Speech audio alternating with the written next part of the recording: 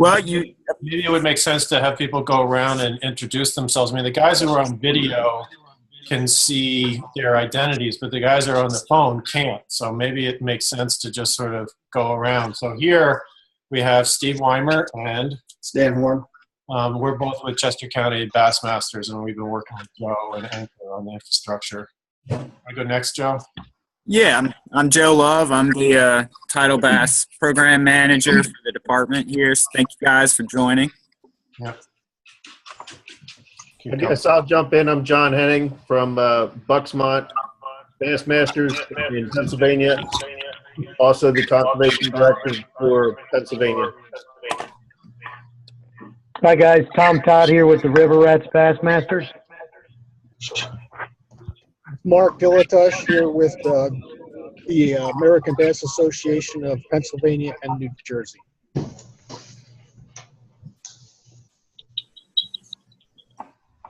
This is Dennis Kozakowski, ABA Division Tournament Director.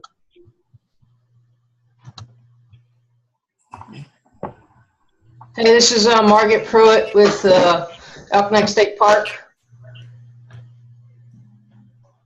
This is Rashawn with South Jersey Hook Yes.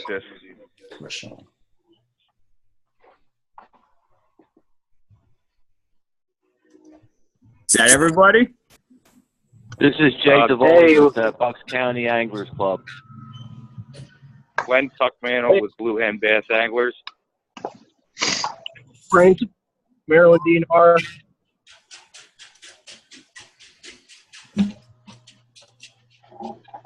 Barry Stein with Tidewater.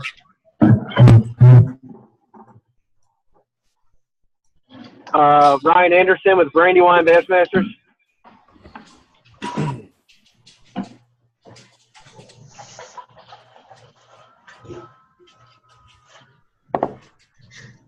Well, all right. I guess that may be it.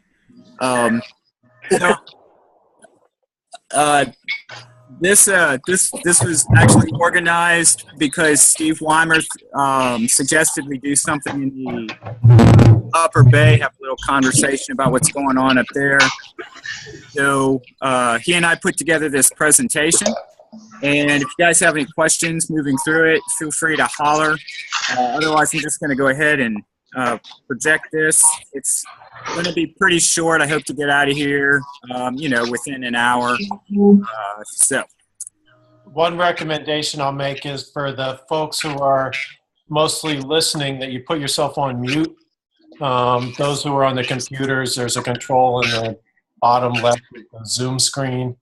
And those who are on the phones, you know how to mute, just because the less we have background noise and echo, the easier it'll be to understand. Roger that.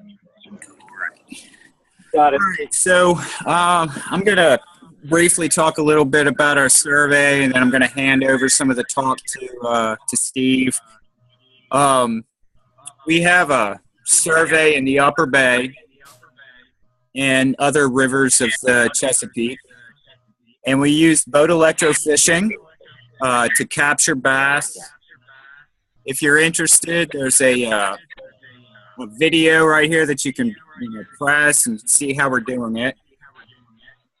We catch the fish, measure, weigh the fish, and then we usually inspect the fish for disease or other problems. This is a really extreme case of a disease, but it does give you an idea of the things we're looking for when we're inspecting the animal for infections.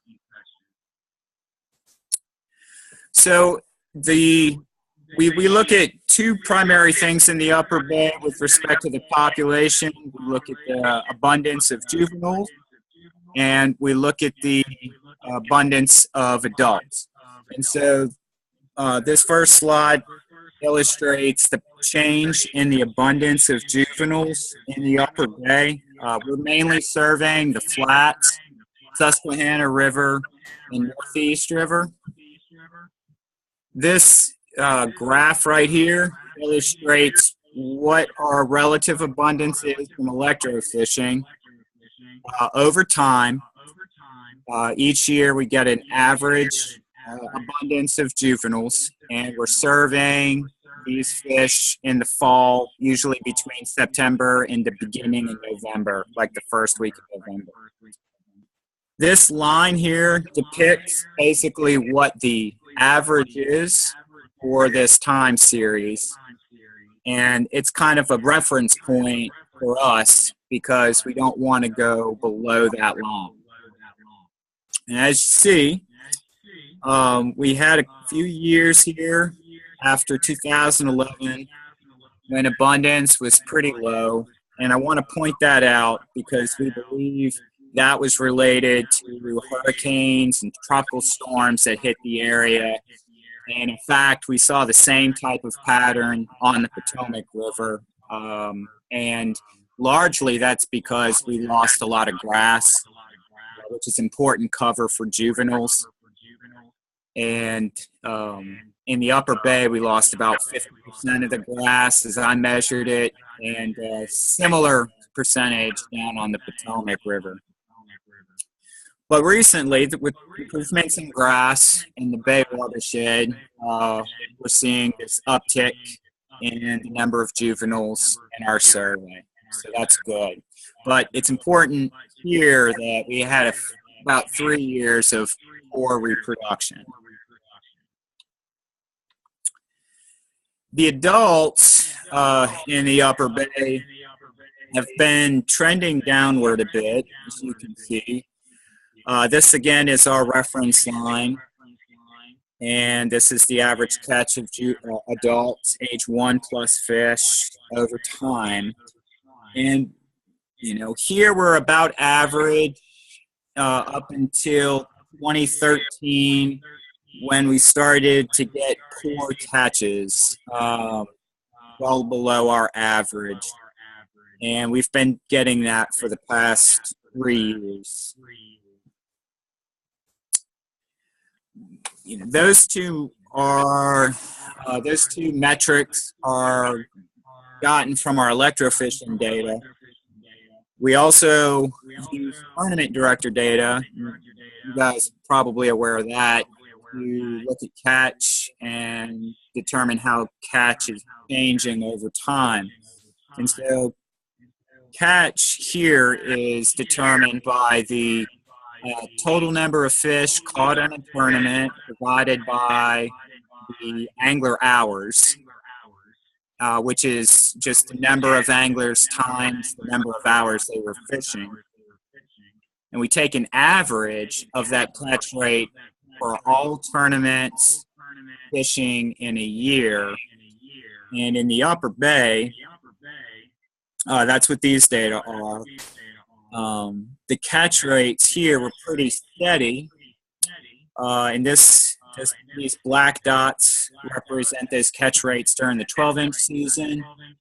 And, you know, for obvious reasons, they're greater than the catch rates during the 15-inch season because it's just there aren't as many 15-inch or bigger fish out there. And generally, it's been pretty stable. But again, recently, unfortunately, between 2014 and 2016, we saw a dip. And in fact, those averages are below our reference line, which is that solid line there. So I think what we're seeing in our electrofishing data is kind of translating, at least to some of the tournaments that are fishing the Upper Bay, in lower catches than usual. And, you know, the next question is why that might be. Well, there have been a lot of environmental changes. Environment always changes. As I pointed out, we had some years of poor reproduction. Joe, I'm wondering, hey Joe, I'm wondering if you want to stop for a second with just the data slides.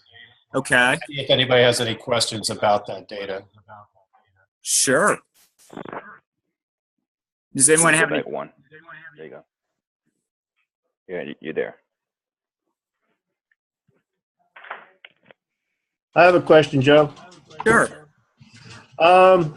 Recently, I saw some kind of report, sad to say, on Facebook about the numbers on the Potomac being up this past year. Yeah, that's That's right. Our average catch for during our electrofishing surveys is up over previous years. It's not quite where our reference line is, but it's up over recent years, so I think that's a positive signal. Reproduction is up on the Potomac, and I think that's a positive signal. And anglers have been reporting better catches, and I think that's a positive signal. So I think it's moving in a good direction right now. You know, so it is up, but it's not, as some people will tell you, not what it used to be. But I think in part that's related to, again, those 3 bad years of reproduction on the river. So I think it's trending, but we'll see what happens in the future. Any other questions? Yeah, Joe, I have a question. Can you hear me?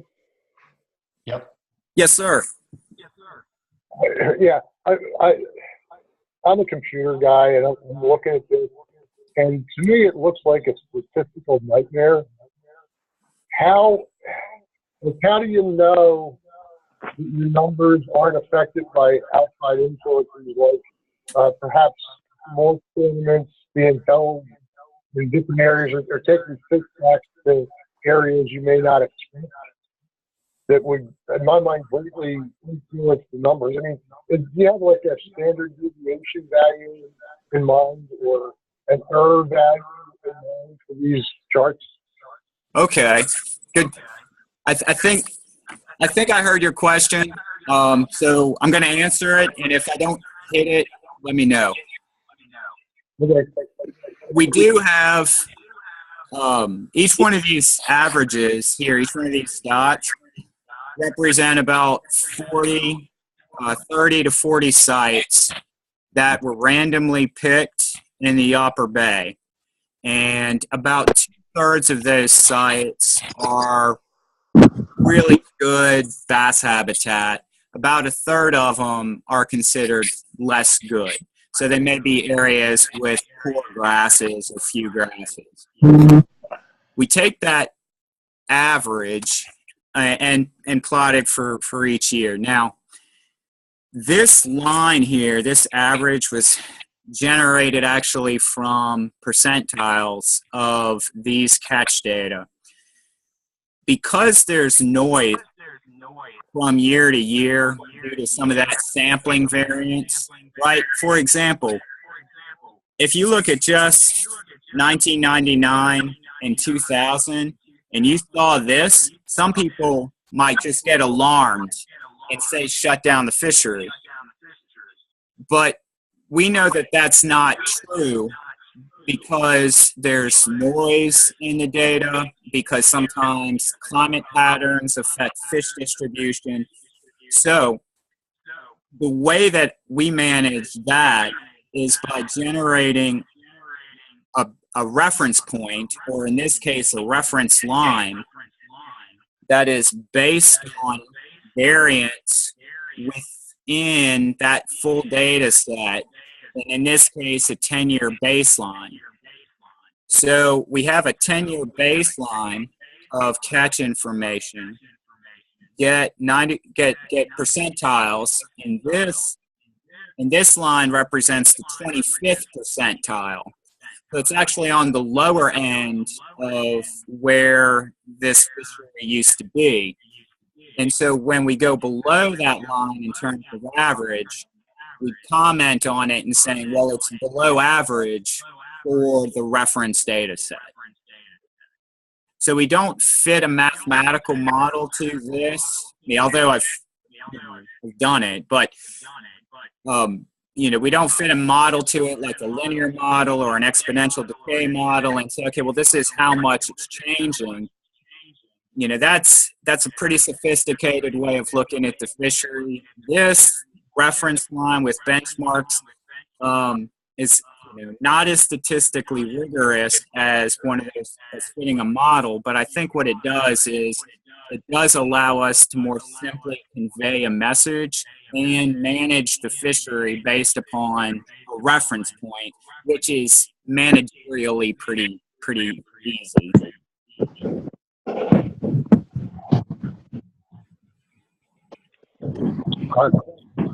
Yeah, pretty well.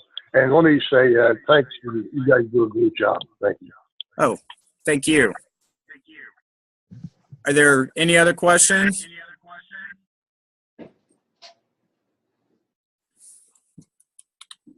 Okay. So we go into trying to figure out why we're seeing what we're seeing, and I want to point out that the environment in the Upper Bay has changed a lot. The environment in the Bay, the whole Chesapeake Bay has changed. It's always changing.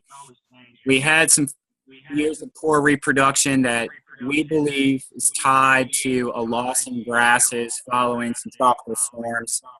I think that should, highlight the value of grasses in these tidal freshwater areas. We also have some other concerns up there, such as largemouth bass virus.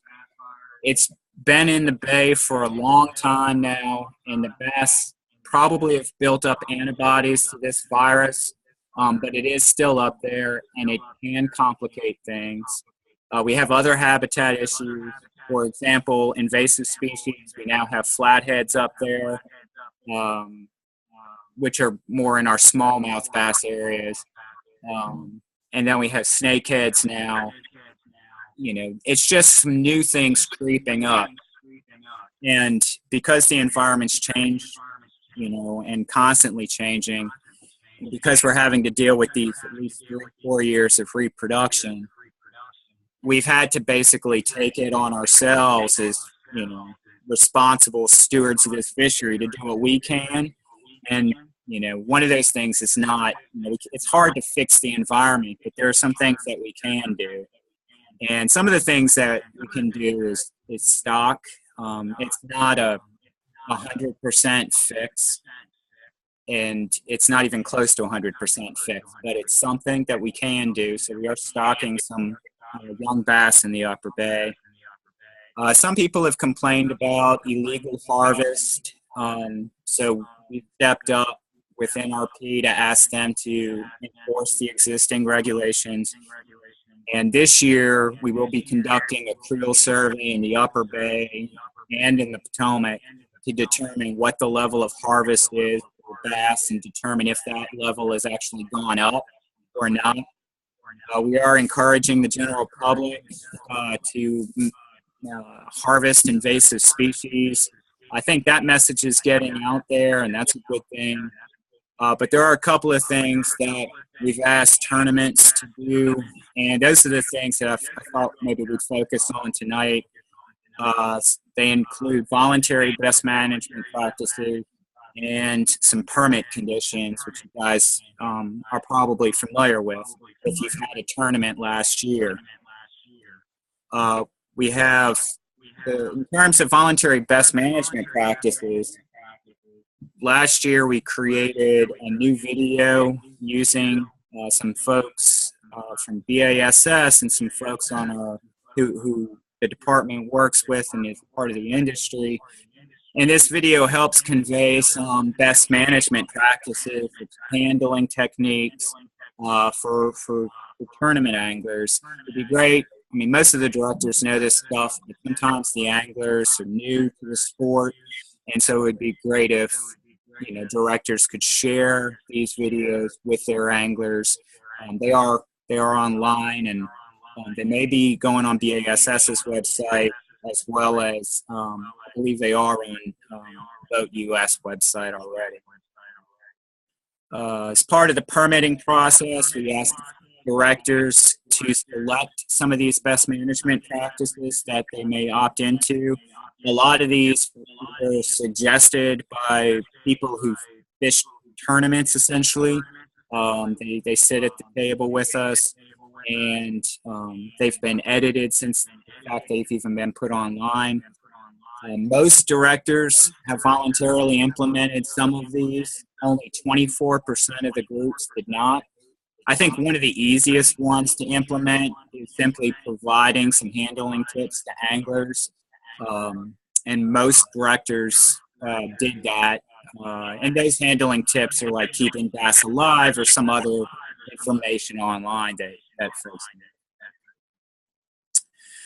The permit modification has gotten a lot of interest. If folks have a tournament between June 15th and October 31st, we began asking last year that they choose between one or two options.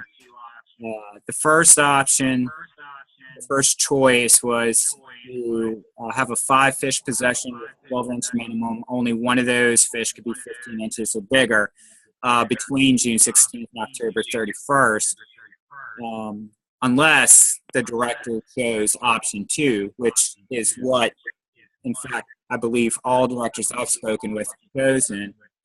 And that option includes permit modifications to their permit. If you've received a permit last year, then you know what some of those are. Some of the more controversial ones include the culling system that you can't use a culling system if it pierces the mouth. The bass must be kept in water-filled containers no longer than 2 minutes, and that includes a bag.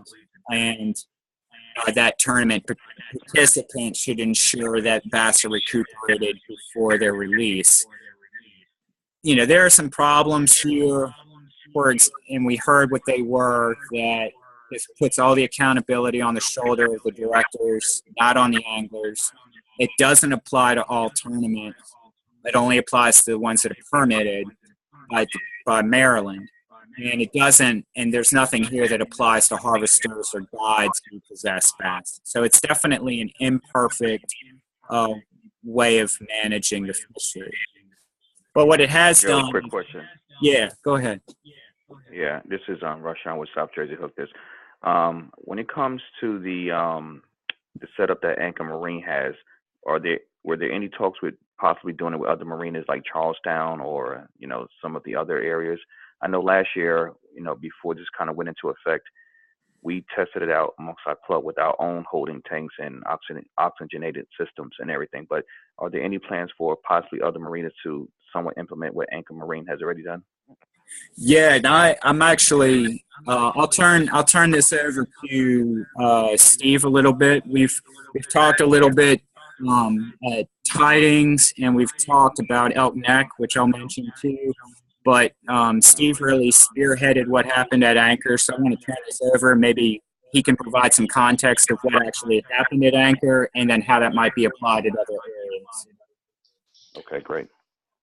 Yeah, and it's a little hard to know how much is generalizable, right? The relationship with Anchor Marina is particular, and you don't have the same relationship at Tidings, with the town that manages it. And obviously you have a different relationship at Elk Neck with the state park. But Anchor has been an incredibly responsive partner, willing to foot most of the bill, and we just did the legwork of figuring out what the sort of optimal setup would be, and they're actually in the process of improving the facilities even as we speak. They're waiting for a permit from the Army Corps of Engineers to move all of the weigh-in process to the left-hand side there of the ramp as we're looking at it in the picture. So they're going to have a big stage and platform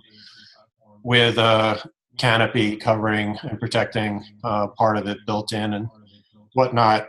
I would say, so one thing that we know in general is that there are folks that hold tournaments there where they have weaknesses in their process at every point, which is unfortunate. But so there's everything that everybody who's on this call, anytime you're an Anchor, when tournaments are weighing in, my guess is that we can do a lot as a community to sort of improve things that are going on. So we all know that the greatest sort of source of mortality is in general what happens in the boat, and not what happens at the weigh-in. But nonetheless, we've done a lot here in the infrastructure, I think, that improves, that helps compensate for what's going on. So the kinds of things that we saw happening even last year once we put this system into play, where the guys were bringing fish, they were told, you know, you have to use mesh bags. So they would carry the fish from the boats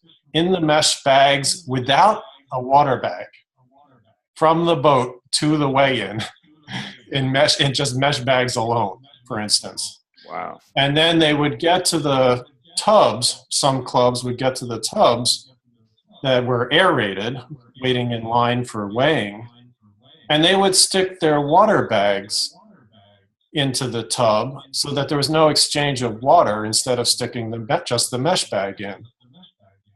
And they would dump the water from their water bags into the aerated tanks so that we're getting crappy water put into the better water in the tanks and so on. So these are all just sort of anecdotes that there's a lot of stuff that may be common sense to those of us who are on the call that just, it turns out, is not for the entire sort of angling community. So every point of this can, any education that we do can help a lot.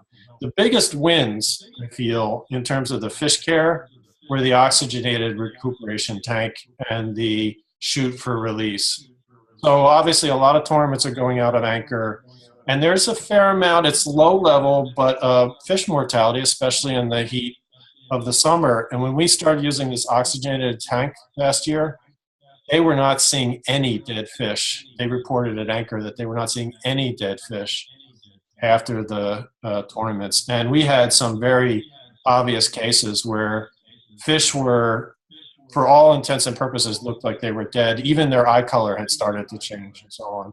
And they took one of those fish after it had been in the tank forever. It still looked like it was dead, tossed it into the pond out back, which they're not supposed to do. And the fish wound up swimming away. So it's just been the benefit of the oxygenated tank and keeping them at a temperature that's, you know, about 5 degrees below the hot summer temperatures has been amazing, I think.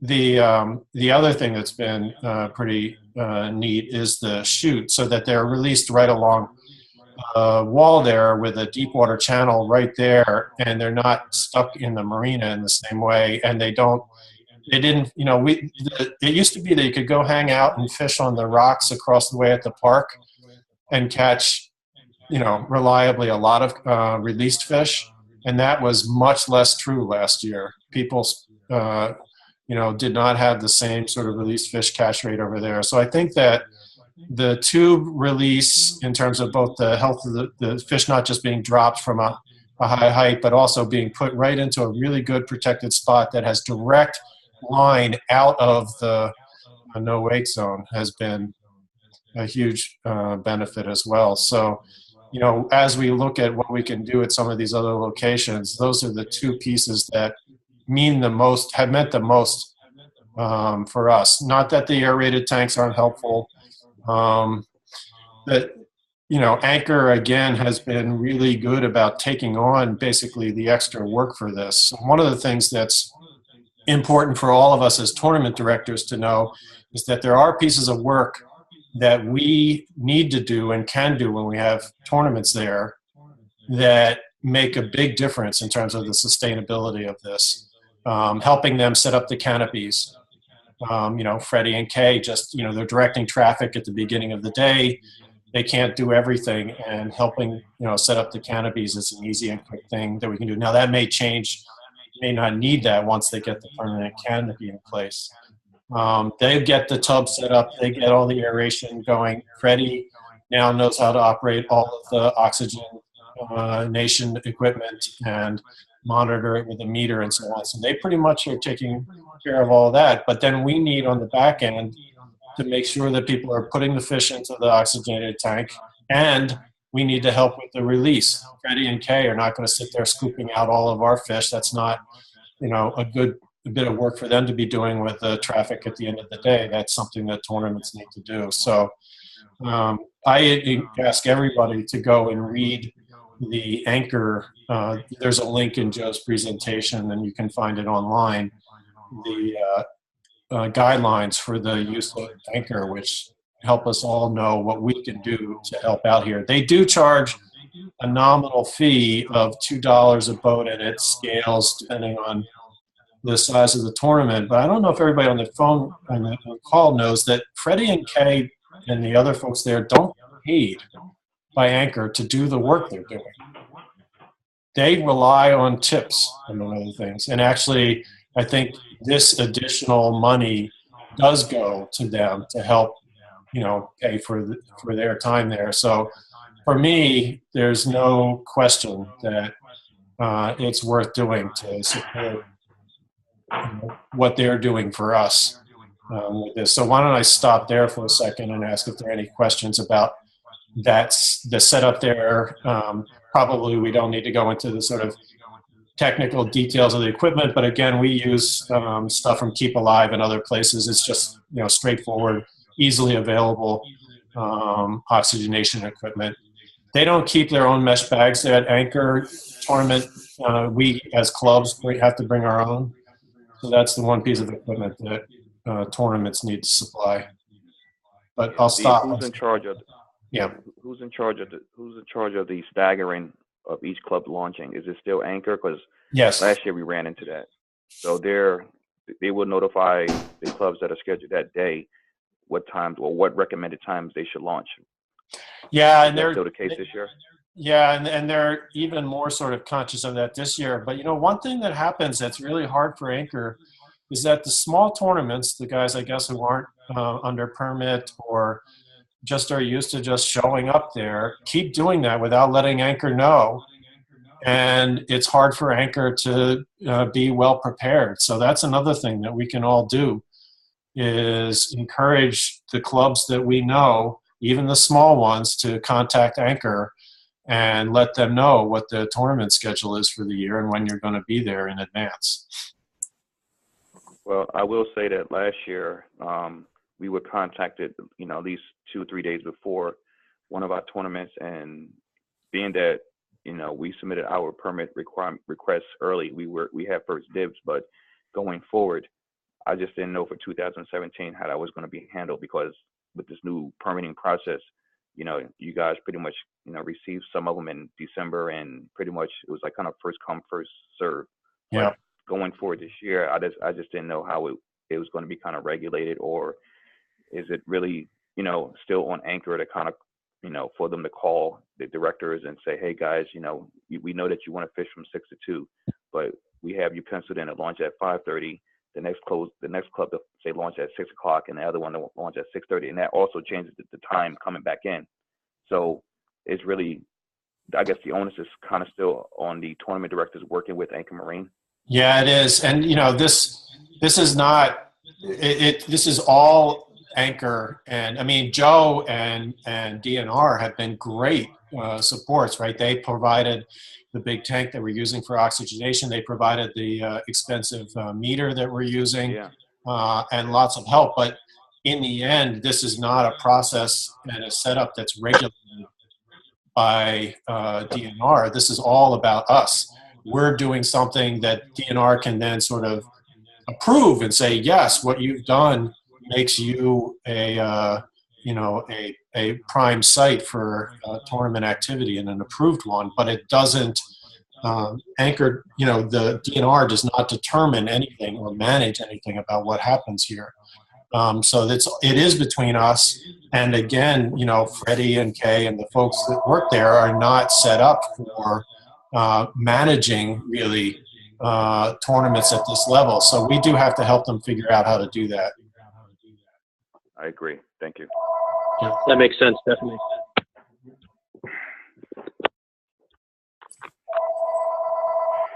Okay, well, we can flip on over to Elk Neck real quick. For those of you who are familiar with Elk Neck, this is an aerial shot, and tournaments are usually staged here. We have a boat launch. This entire area is called Rogues Harbor. And what we see happening with tournaments that stage here, and there are usually big ones from out of state who do that. I've seen two styles, really. There are anglers or boaters who will dock their boats here and then weigh in their fish here, or they will pull their boats out and park them somewhere and then walk their bags back down to the weigh-in station. But there are problems with both of these. With what I'm calling dock and walk, there are waves and weights that can rock the boats, and bass anglers, at least since 2010, have been asking our director to do something. And the other problem is that this is pretty small, so really only a small number of boats can be moored there at one time. The park and walk is a problem because bass should only be in their bags for no more than 2 minutes in the parking lot. Though it's big, it's a good distance up here, and it does take more than 2 minutes to walk the bags down. And that can help slow the pace of the weigh-in itself. So I just want to tackle that first dock and walk issue just to update you guys with where we are. And I know Elk Neck Margaret's on the phone too, so she may be able to break in if I mistakenly say something I shouldn't. But the state park has been looking at developing breakwaters, and they've been working with some of our folks within Maryland Bass Nation to help do that. The design they have now they're working on or developing some breakwaters out here, and they should, this is really just my poor drawing, please don't pay any attention to it. It's just kind of a rough area of where those breakwaters will go. They're talking about putting in more slips to more boats as part of this breakwater design. Funding has been allocated to the project, which is a big deal, really big deal. But they are evaluating materials right now for the breakwater. They're not sure what the best materials are going to be. They are working with some experts to design the best breakwater system that they can so that this area doesn't silt in, but still provides reasonable access for bass anglers and will protect boats and anglers that are moored within this area. The start date for the project is not known, but I think it's a good sign that the project is still moving forward and that they have got funding for it.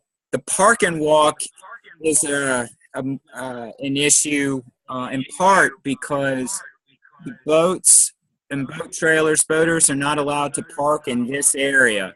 And my understanding and what I've seen is that some boaters are parking in that area. And that's, I get it because it's a shorter walk to get the bass to the weighing station, but it's against park rules to park in that area. So really the boats have to get up to the parking lot. And that can cause a problem for some of these larger tournaments who are walking their fish down. We don't really have a solution to this problem. We are working on a tentative organizational map. I'm working with Elk Neck on that to try and identify a good spot for weigh-in and whether or not we can have a tank system like Anchor has. Those may be available on request because not all tournaments need them. But there's really no good solution in addressing this issue with walking the fish down from the parking lot to the weigh-in. But we're open to ideas. And that said, I'm going to finally turn this over to Steve to wrap up. If there are ideas on permit conditions or ideas on how to handle that park and walk issue, Steve, you can certainly talk with me, but Steve is a member of our Black Bass Advisory Subcommittee, and I'll let him discuss that a little bit and how he can assist getting your comments and your concerns to the ears of our director and ultimately our secretary.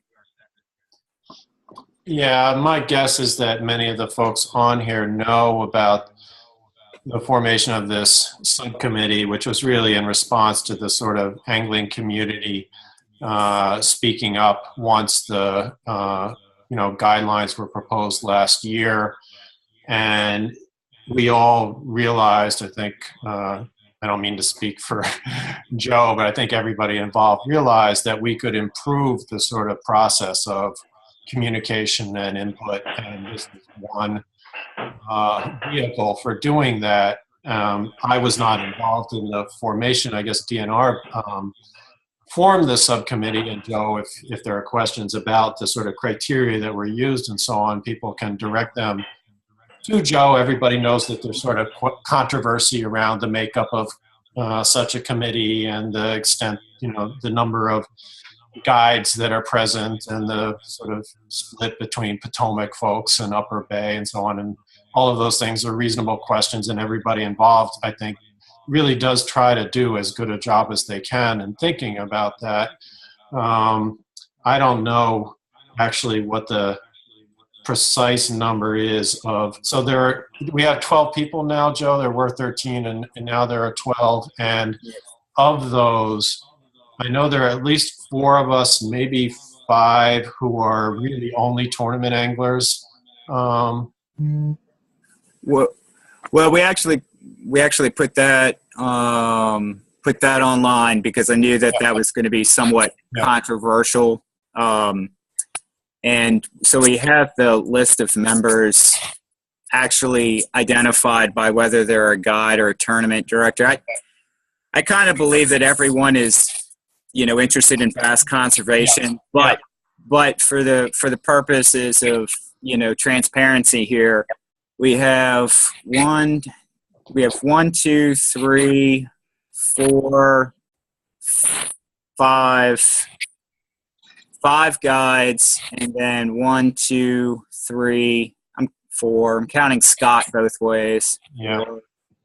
5, 6 tournament directors. But you remember we lost a guide, right? And then 2 people don't self-identify one way or the other. Right. And to me, in general, it has felt pretty balanced in that way. It is true that the first major issue that we took up this year was the question of the slot limit and whether that should be made a statewide regulation rather than just a tournament permit condition. And again, Joe already pointed out the issues that make that a consideration. That is that it's only targeting a certain set of tournaments rather than all anglers and so on. And the committee did approve a statewide, a recommendation of the statewide regulation, but when it went to the Sport Fisheries Commission, it was sort of a confused process, and it got sort of sent back to us, and now I guess at some point the Sport Fisheries Commission will take it back up again. Well, the next Black Bass Advisory Subcommittee meeting, for those of you who are interested, is the 30th. So it's Thursday night. And Steve, you're not aware of this, but that issue will be discussed that night. So we'll have resolution on where we sit with that. Yeah, so and the vote was so I don't know, it was like 8-4 or something. There were 4 of us who were sort of on the tournament director angler side of things, but as Joe points out, it's not. There were others who were tournament directors, 1 or 2 who voted in favor of that, and that's sort of an understandable and sort of natural split to things. We did not approve adding catch and release periods and for either the spawn or in general. So that question, the committee looked at and decided not to do. And we also made modifications to the permit conditions so that you don't have to have a separate bag for a 5-pound or bigger fish. And there were some other regulations or guidelines that we improved, I think, for the better for tournament anglers. But as Joe pointed out, there are some like the no piercing cull tag that are still in effect. Everybody probably knows that there are new devices out there this year, such as clip and cull, and I forget what the name of the other one is, that have sort of better gripping without piercing that people are trying. Undoubtedly, we can already see that they aren't perfect, but they're perhaps better solutions than what we've got. So the committee right now has 3 sort of priority areas that it's going to be turning to. We've already had some presentations on hull seining and the whole question of whether how that affects the habitat, the extent to which it rips up grasses or not. Most of the presentations we've gotten so far suggest that it's not having a big effect on that, but it's something that we're still discussing, and I guess it was on the docket for the meeting coming up as well. Is that still true? Yeah, so hull seining, and then and habitat is going to mainly, I guess, be the focus. So we have a guest speaker, Tom Parham, coming in. He's going to talk about the habitat criteria that are measured and how the general public can get involved with, the public process and how to protect certain habitat initiatives. And you guys are going to decide on having a 13th member or not. Right, and the third priority is education. Education is the third priority. That's right. Yep. John's asking what time Thursday. So our meetings start at 6. 6 o'clock at the TAWS building. And the public is always welcome. The conversation is usually limited to the committee members until the end of the meeting. But the public's always welcome, and if there's a public comment, they're always welcome to provide it. If anyone wants to call in, they just have to let me know. I'm the staff person assigned to the subcommittee, and I can arrange that to happen. And if there's anything that the general public would like to see on the agenda, then Steve's right here. I'd say you guys can work with any of the subcommittee members or myself and then say, hey, look, we want this evaluated, and, get that information to Steve, and he can always bring that up at a meeting, or he can bring that up more formally to me, and I can see about putting it on the agenda for the subcommittee to discuss. Joe, I know one thing that people may be curious about, maybe you can speak to a little bit. So we know about the big fish kills that happened in the last 2 years, one on the Middle River and one on the Gunpowder, as a result of the toxins that are released when the algae die off and so on. And there's some assumptions, right, that the pollution or the what gets put into the river, the state of the river has a lot of effect on whether you get these big algae blooms, for instance, or not, and so on. So I'm wondering, nowhere in our slides did we talk about stuff that admittedly for your particular part of DNR is not your focus, but clearly pollution, runoff, and all of that has a big impact. And so I just wonder if there's something that you can speak to about that factor, and obviously tournament fishermen in general. I hope it's been clear here, but maybe we can make it even clearer. It's clear that tournament fishermen are not the source of problems in the fishery, right? The ebb and flow of the fishery comes from other factors. What DNR has been saying, and which we're trying to help DNR do as good a job as possible with, is saying, yes, that's all true, but in Joe's neck of the woods, we can sort of try to reasonably optimize our contribution to this, in addition to all of those big factors. And so we're trying to minimize, I, as a tournament director, am trying to help out, but do it in a way that makes it easy and sustainable for all of us, and to feel like we're actually improving things without it being too onerous, right? Too too much of a burden on the rest of us. But nonetheless, right, we do have to speak to pollution and these big issues. Yep, and they're tough ones, and you're right. It's outside of my little window of regulatory authority here. But that said, we do try and work with others within the department and with Maryland Department of Environment on raising red flags related to land development as they may affect bass habitat, or other sources of pollutants as they may affect bass habitat. So there is a role that we play in fisheries. We do review some of these plans, we comment on them, and we say, hey, look, this is a problem for bass. We need you to mitigate this problem somehow.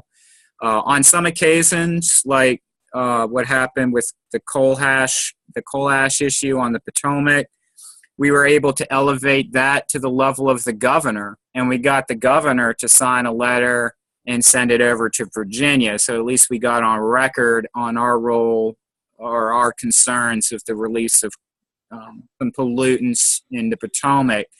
So there are things that we can do, specifically with Middle River and gunpowder.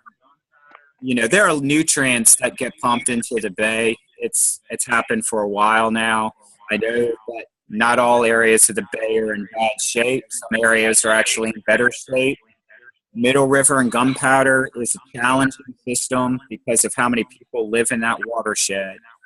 And it's changed a lot because of that development there. And it's really, I think, hard to address some pollution issues there.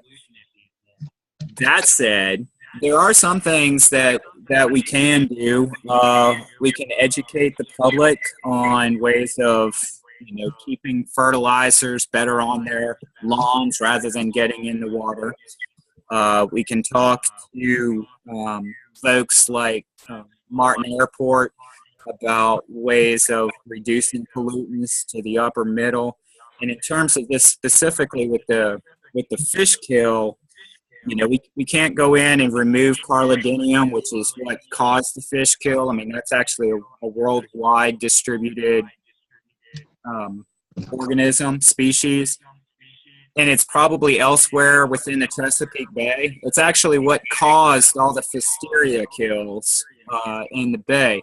The interesting thing here is that this little booger killed fish in a freshwater system, which is somewhat unique. It's not known to kill freshwater fish, and in this case it did, and it did it in November and December. So it's somewhat unique in that. And there may be other things going on besides just nutrients that are causing the growth of this plankton. And so we're taking a stab at looking at some of these things. Later on in April, we're going to go out. I'm going to go out with Scott Sewell, who lives out there. We're going to try and survey the area and look for bass. But we have invested a lot of money into stocking bass there. So I'm hopeful it wasn't a waste of money. We have a lot of people who like to go fishing down that way, and I hope I hope this fish kill hasn't ruined that for them. But we have yet to see. I saw, Joe, that John Henning was waiting to say something. John, are you still here? Yeah, all right, you got me? I had to unmute. On that, Joe, are there any weed projects or anything like plantings going on or on the Potomac or the Bay? Well, there may be. Not that I know of. To be fair, my understanding is they're not very successful. And this past year and the year before it has been a record for SAV on the rivers. So we're actually doing really well with grass in the areas.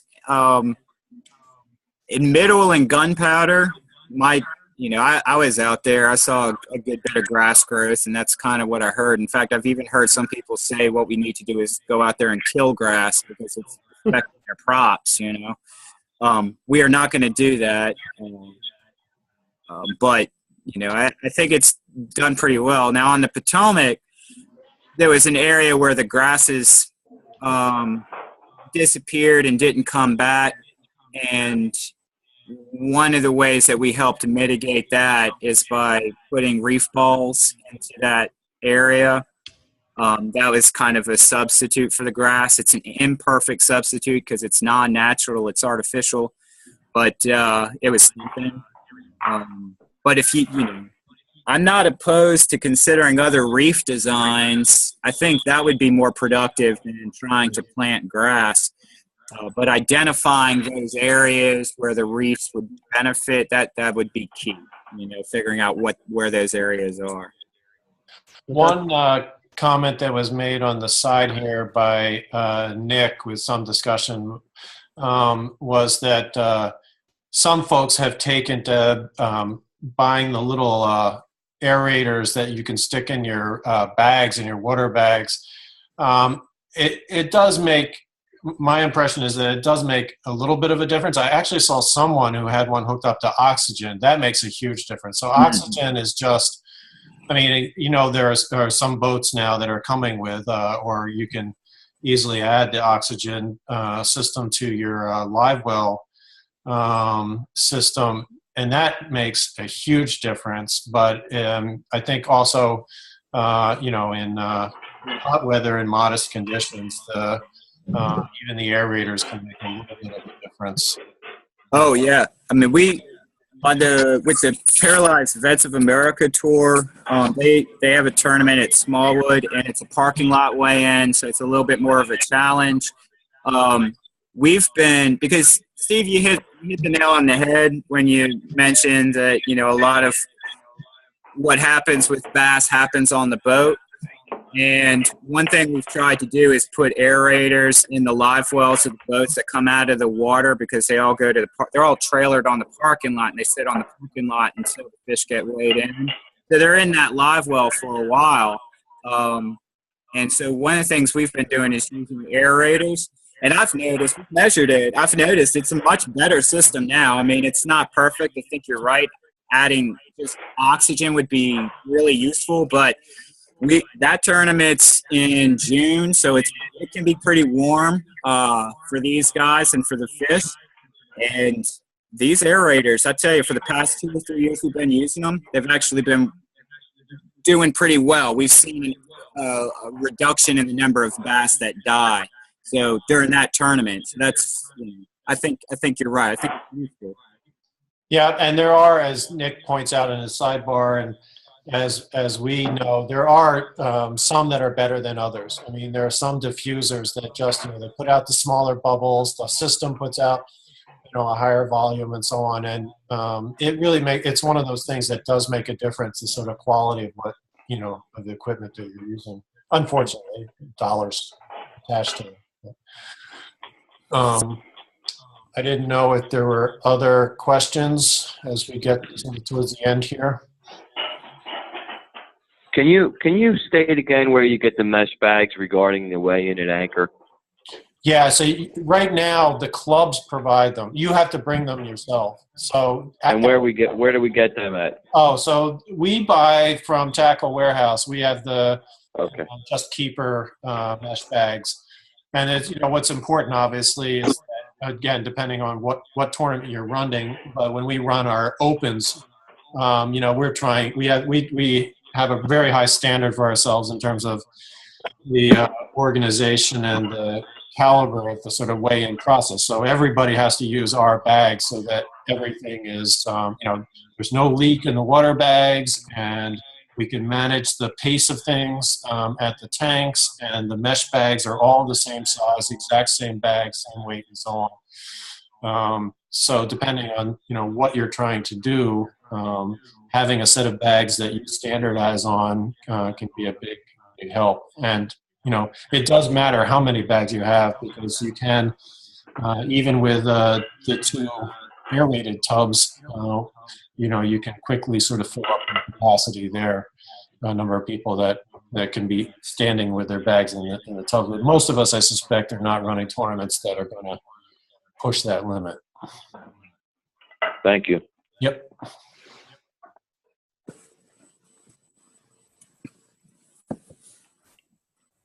Do you guys have any other comments or problems? Or? John had his hand up. Is he still, or is that an old message? Joe, John's asking Joe, are they still going to dredge Conowingo? Oh, well, I haven't heard that they were. I know that Conowingo just finished their relicensing, and there have been some. I'm more familiar with how they're going to address fish passage than I am with what they're going to do with dredging behind Conowingo. Last I understood, it was pretty expensive, but I'm not sure if they've made a decision yet or not. I can find out. I should be able to find out. I know some people who sit with the Conowingo licensing group, so I can ask them if a decision was made and then get back to you. Yeah, I had heard that. I mean, that was just something from, I guess, about a month and a half ago, 2 months. I saw an article about them possibly dredging Conowingo because of but the upset was that they're worried about all the sediment load that's building behind the dam and how it's going to, if they dredge, how it's going to affect the bay and release all those nutrients into the lower, into the bay. And that was my question. Right. Well, I don't know. I mean, I see them open up Conowingo, and I see a lot of nutrients coming down when they do that in the spring anyway. But I don't know what they're going to decide. Yeah, I think your reference point there is not going to be comparable, Joe. I think we're talking about a different order of magnitude of stuff, I think. I think you're right. Yeah, you're right. Other questions that or comments that folks want to leave us with here?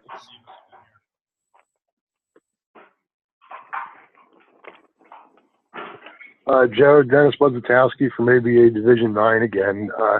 I have a question about the ending date for the special rules period being October 31st. Now, I only fish the Upper Bay. I don't know the Potomac. But, I mean, water temps are way, way down when you get into October. So I'm questioning why we go so deep into the fall.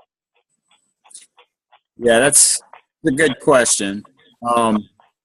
October 31st, as you pointed out, was generally picked as the end point for warm weather. But as you mentioned, it's pretty far into cooler times in the Upper Bay come October 31st. So if you would like to suggest maybe changing that, we could bring that up to the subcommittee, particularly for the Upper Bay. I could take a look at what the water temperatures are for the Upper Bay, when the stressful time would be, and then maybe we could, change that. From working within the system, I think there's this idea or this need for consistency. So the ruler they apply to the Potomac, they want to apply to the Upper Bay just to keep it simple. So if it's going to be June 16th to the October 31st on the Potomac, they'd want to apply that same ruler to the Upper Bay. But if you're thinking that maybe we need to reevaluate that October 31st time period, we can certainly do that. Yeah, I would appreciate it if you guys would bring that up at your meeting. Okay. I've made the note. Joe's got it too. John asked. Thank you much, gentlemen. John asked on the side whether, just to clarify that issue about whether separate bags are needed for big fish during the season. And let me be clear that we made the recommendation to take DNR that be changed. And in fact, it has been changed in the permit guidelines. So there's no longer requirement or a guideline that you have to have a separate bag for a fish over 5 pounds or whatever. Right. Obviously, doing that, the more water, the more oxygenated water you've got per pound of fish, the better off you are. And that was, that's another issue. I was talking about the obvious problems that we've seen But there are even less obvious problems. So if you're using the mesh bag system, it's really easy for your mesh bag to not be optimally seated in the water bag. And we've noticed guys coming in with their bag sort of stuffed in such a way that the fish are actually mostly out of the water in the water bag. So there's nothing about the system which is easy to sort of guarantee good fish care. And anything that you can do to encourage people, look, we don't like carrying heavy bags any more than anybody else, but we fill our bags up extra to our carrying capacity because it makes a huge difference, especially since we catch some monstrous bags of fish. Hey guys. Yep. Do you mind if I ask a question? Good. We've been using the mesh bags for years. The way we currently use them is we bring the fish up. The angler will bring the fish up in a water bag, and we dump the fish into a big tub where they have water over them, and then we pull the lunker, measure the lunker, put all the fish in a mesh bag and weigh them in a mesh bag, and then return them to the water.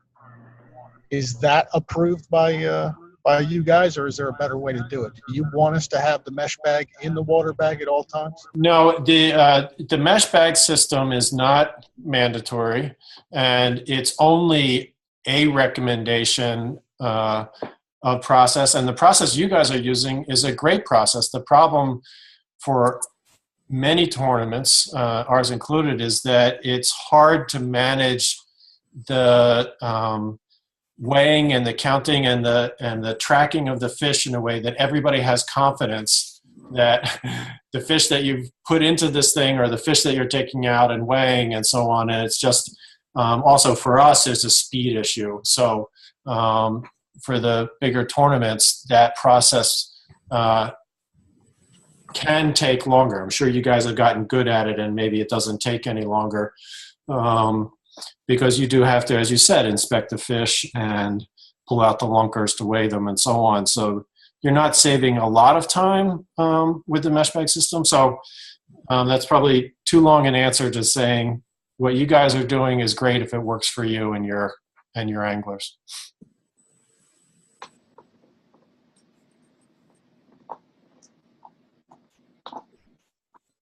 And Nick in the sidebar is echoing the Cal Coast clip and call tags, that they are great. And I agree. I mean, they really are such a huge improvement over what we've had with the clip style before. I'd like to ask another question, if I may. Yep. Do the clip and calls, can you simply take the ring and put it on your existing call system, or do you have to buy the whole call system? Yeah, he's not selling himself. You have to buy it, the complete thing at this point. Okay. Yeah. I believe that you can buy those clips separately. There's a couple manufacturers out there trying to just market them to convert. Right. Systems, Right. You can't get them from Cal Coast, but you can. No, I think there are a couple places out there you can find them if you look hard enough online. Yep. Okay. The one question I had, we had that release form going around this past year where we were talking about anglers having to sign it, that they agreed to the terms and the rules and regulations, and if they did, the tournament director was on the hook. Are we doing that this year? Yep. There's a participant permit form, and all permitted tournaments should have received, directors should have received that in the with their permit from Joe and DNR. So yes, I just made our set of 200 or whatever. So we've always got them on hand for people to fill out. It's a great excuse, right? Again, like I bristle probably like most of us at regulation and additional sort of rules and so on. But the fact is that at the moment, I'm really happy to have the excuse, to blame on DNR or whatever, but the excuse to talk to anglers for a year or two here in a way that may increase the sort of general knowledge and practices in the community. So on the one hand, it's a pain. On the other, I'm trying to sort of see the silver lining in it. Well, and I want you to remember, you can send it electronically if you want.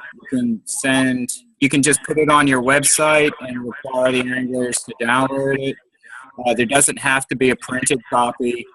And again, yeah, the point of it really is just the anglers have to follow some of those stipulations, and if they screw up, then the director can be fined for that. So I want all of the anglers to be aware of all of the rules so that the directors aren't held accountable. But as Steve mentioned, I also want to make sure that the anglers have this level of information reaching them, and this is that method of doing it. No, I think that makes great sense. The other question is, everybody's like, well, it's just for the boaters, and co-anglers aren't responsible. I think we should make sure that everybody that's participating in the tournament has to sign that paper. Yeah, you're right. Everyone participating should sign it. If they're fishing, they're supposed to have that paper. Right. It's a participant permit, so if they're participating. All right. Now, how does that work then? Do we all sign it and carry it with us? Because I think you were mentioning last year maybe doing a PDF or something, or yeah, you can do a PDF card. Yeah, you can do a PDF.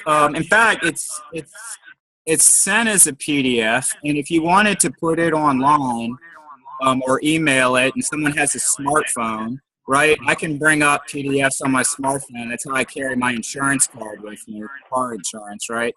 I've got a lot of stuff on Google Drive, and I just tap my data plan if I get pulled over by a cop or something. So, there are ways of getting around having a sheet of paper in your pocket. And as the tree hugger, I would suggest, electronic methods rather than just printing off paper, but however you want to do it. But I guess part of the question, Joe, was whether the participants have to have it in their possession at all times, or can it be, filed with the tournament director and sort of kept in there? So ideally, the angler would have it only because that information pertains to the angler, and that form basically requires the angler to read that form. And if it's in the director's possession, I don't know if the angler's ever seen it. Let me say this. If your angler never receives that form, Natural Resources Police will never check. It's not as if this is by regulation. But this participant permit is meant to cover the director's butts and to provide that level of communication to the angler. And that's what I'd say to that. So if the angler doesn't want to have it on their person, there's no requirement that NRP is going to fine them with if it's not on their person. But it would be, in my opinion, best if the angler had that document at some point.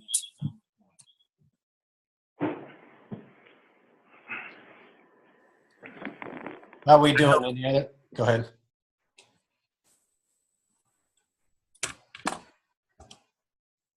I'm good. Okay. All right. Don't wait for me. Well, we really appreciate everybody joining us. It's kind of neat to, get us all together. It would be hard to do in person, and so it's great that everybody made this work. I really appreciate it. It's fun to begin to have a bit more of a community of those of us who are out there running these tournaments and taking this all seriously. We can make a pretty decent difference here, I think. Hey, Joe, is there a possibility you could do these? I hate to fill your schedule any more than you already have, but, like a quarterly thing? Because we've discussed with Pennsylvania Bass, for me, we meet in State College, for the Pennsylvania TBF. And some of us were driving 4 hours, and then we've talked about doing a webinar kind of thing, and they don't know how to do it. But for where we're talking multiple states coming together to discuss the Bay or whatever, this might be something. Or even at the Black Bass Advisory Committee, even just for people to be able to listen in. Yeah, that you absolutely can do. And if again, the problem with the subcommittee is that it doesn't really allow public to participate that much, right? Even if they're given a public input period, usually that's like the last 5 or 10 minutes of the meeting, and everyone's really tired by that point. Right. It may be useful, and this, I leave this up to Steve too. This may be useful to have something like this follow the subcommittee meetings. That way, Steve could provide whatever information is discussed at the meeting to you guys. And then if there are any ongoing problems or anything going on in the department, we can resurrect those throughout as well. But, ideally, you guys would be getting the information that's discussed at the subcommittee. And like I said, on Thursday, they're going to be talking about hull seining. They may be making a motion on regulating hull seining. And Steve brought up early about some controversy associated with applicants for the subcommittee. We're going to be talking about a 13th member, so maybe there's some discussion to be had about how to apply for something like that. So, I'm open to that if that's something you guys would want to do. I mean, really, it's up to you guys. I mean, I'd be interested because for me, that's like in the DC area was that you said the Tall's building. Yeah, it's in Annapolis. In Annapolis, okay. I mean, that's a couple-hour ride for me, and then I got to leave work early. Right. This is actually our busy season, so that's kind of tough for me to make. But if I could watch it, just like we're doing right now, or maybe be involved this way, it'd be so much better. Okay. All right. Any other thoughts on that? Does anyone else want to continue kind of this forum?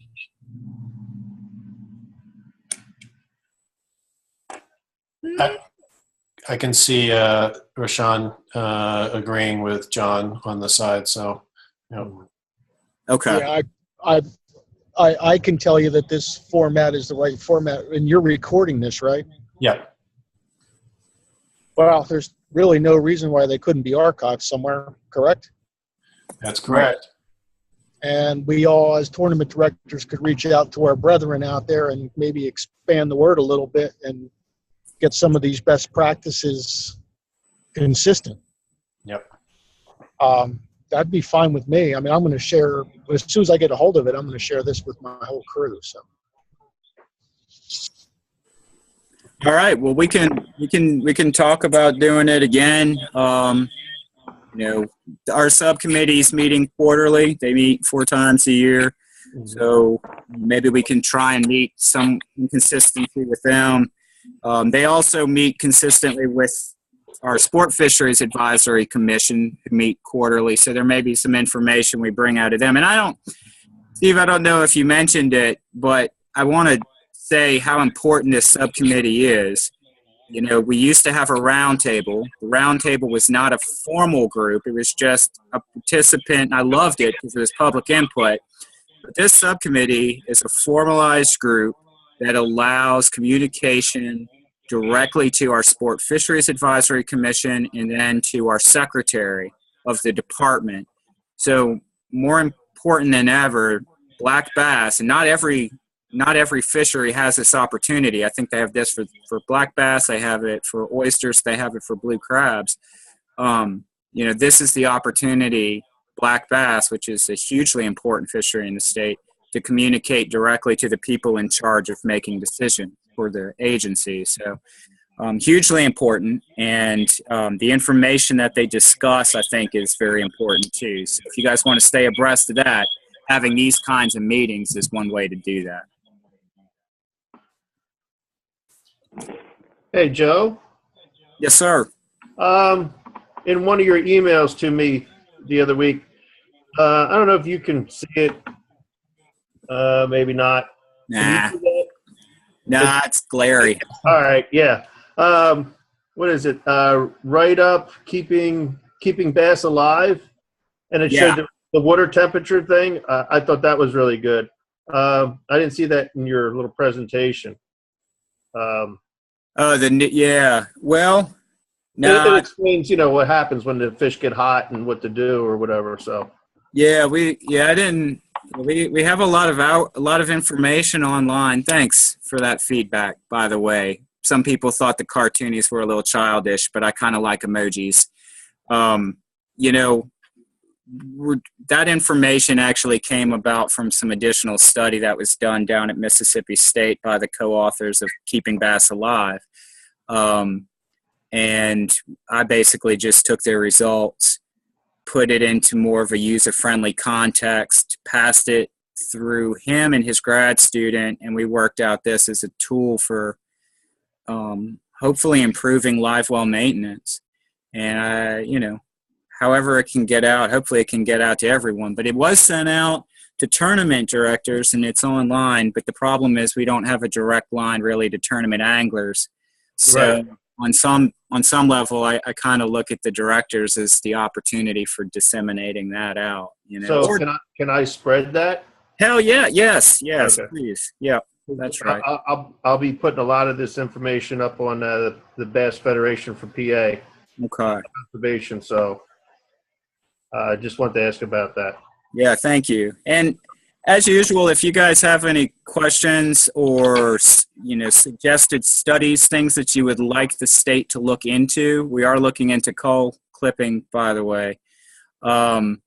You know, things, you feel free to ask me or ask Steve through the subcommittee because, you know, we try and manage this fishery as best as we can, and sometimes some of the best ideas on how to do that come from you guys. So.